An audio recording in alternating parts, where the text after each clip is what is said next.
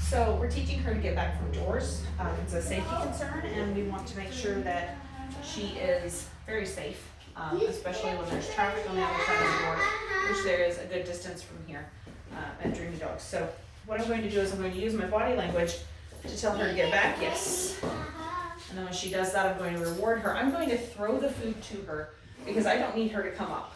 I want her to stay back. That's the whole objective. So we've got an imaginary line, and I don't want her, let's say for your benefit, to come past where that bright spot is, or over here.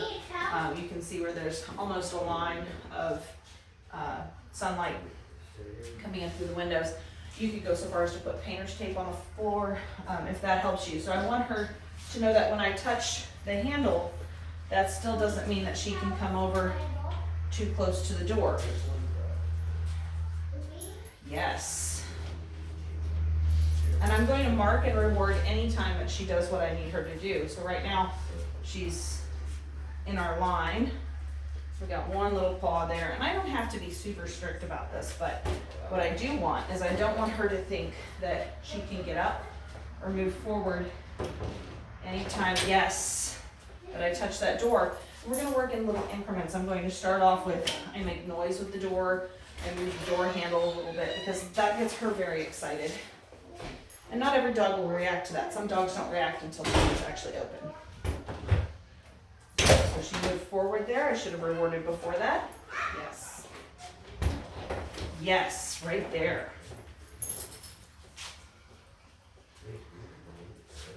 And I don't necessarily need to give her a cue. If I did, it would be get back.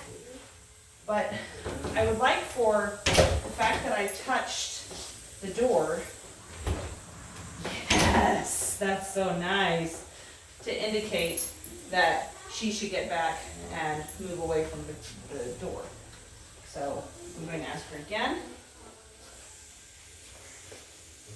And I can even go so far as to eliminate this hand signal I'm giving her.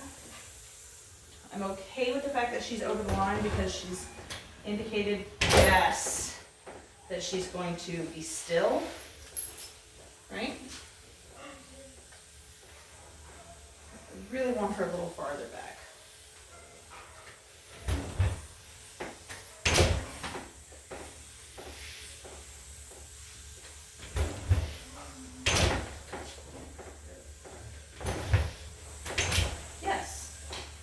So while she did move a little, she didn't actually come forward. Yes! And I'm rewarding there because she stayed behind my line. I don't care if she moves because once I leave the room, unless I'm coming back in immediately to reward her for me walking through the door, I'm not going to be able to reinforce anything. Once I'm out of the door, I don't need her to stay. I just need her to learn that people at the door means you move back. So that's what we're going to reinforce. We're going to, yes, build up distance, distraction, and duration, like we do with any cue. She's got some distractions there. Just because she's not right here staring at the door, no, doesn't mean that she can move toward it.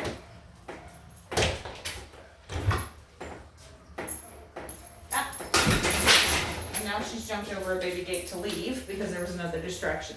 So I'm going to call her back and continue with this game until I can stand there with the door wide open and walk in and out of the door and she doesn't move or she moves away from the door. Those would be my criteria. And we'll see how it goes, and I'll record when we get to the final product.